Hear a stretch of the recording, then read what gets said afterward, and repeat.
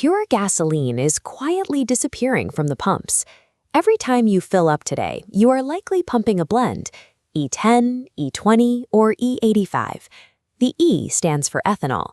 It is a renewable, oxygen-rich alcohol, and on a chemical level, it behaves differently than traditional petrol. Ask around about ethanol, and you will get completely contradictory answers. Some mechanics love it, claiming it keeps engine internals spotless. Others will tell you it's the fastest way to destroy a carburetor or rot an engine from the inside out. The confusing part is that both sides are absolutely right. The outcome doesn't depend on the fuel. It depends entirely on the specific hardware sitting in your garage right now. To figure out if ethanol is an upgrade or a threat, we split vehicles down two distinct paths: modern compliant engines and older legacy hardware. On older hardware, running the wrong blend causes immediate catastrophic failures in the fuel system. You can't avoid the ethanol transition. But you can match your maintenance and your expectations to exactly what your engine is built to handle. The first thing you need to accept about ethanol is the energy density deficit. Ethanol simply holds less raw energy per drop than pure petrol.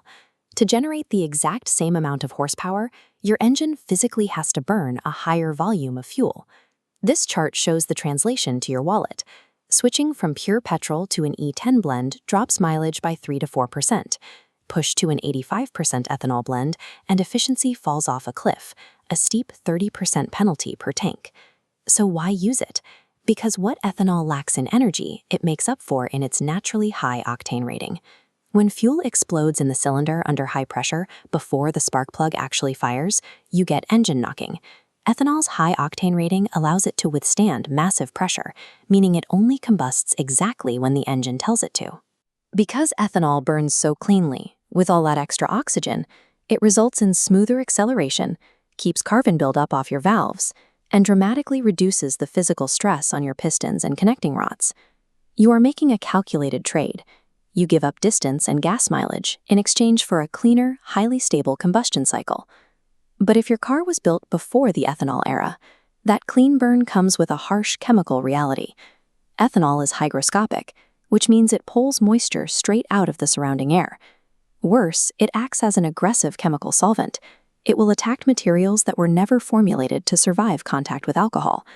This diagram shows the direct casualties in older fuel systems. The ethanol eats away at rubber fuel lines, turns plastic gaskets brittle, and can even melt older fiberglass tanks. Inside an old steel gas tank, that solvent effect acts like a chemical scrub brush. It loosens decades of accumulated rust and sediment, sending all that sludge straight into your fuel filters and instantly clogging them. The only fix here requires physical labor. You must pull legacy components out and replace all lines and seals with modern, ethanol-resistant materials like Viton. For vintage hardware, this is an active chemical threat. Preemptive mechanical intervention is the only way to stop a total breakdown. Even if your fuel lines are perfectly safe, ethanol creates a secondary hazard deep in the lower half of your engine: oil dilution. Remember that moisture ethanol pulls from the air? Some of that water, along with unburned fuel, sneaks past the piston rings during combustion and drips straight down into the oil pan. When moisture and alcohol whip together with engine oil, they react. The mixture creates a corrosive, acidic sludge and thick white foam coating the internals. As the oil gets diluted, its viscosity drops.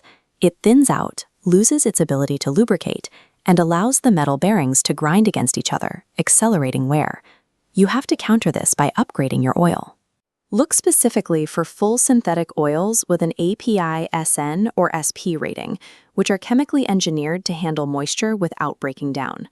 You also have to change how you drive. Short, quick trips to the store don't allow the engine block to get hot enough to boil that trapped moisture out of the oil pan.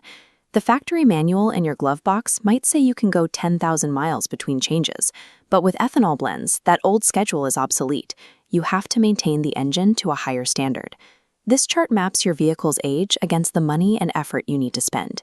If you drive a modern E20 compliant vehicle, the factory already solved the problem. Your lines are resistant, and the computer adjusts the mix. Your only job is to accept the slight drop in gas mileage and make sure your mechanic is pouring in high-quality synthetic oil. Then there's the performance tuner modifying a classic high-compression engine.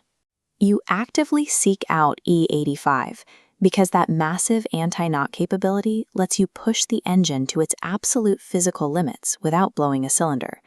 Tuners get a cheap alternative to high-dollar race gas as long as they accept frequent oil changes and stopping at the pump twice as often.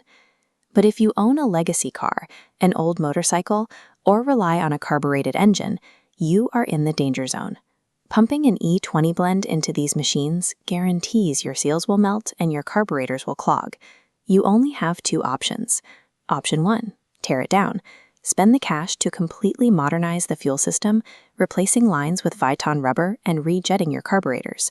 Option 2, leave the hardware alone, but commit to hunting down pure, unblended, ethanol-free gasoline for every single fill-up.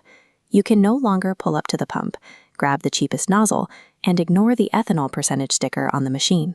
Ethanol delivers cleaner emissions and high-octane performance, but only if you align your engine parts, your oil choices, and your driving habits to match its exact chemical reality.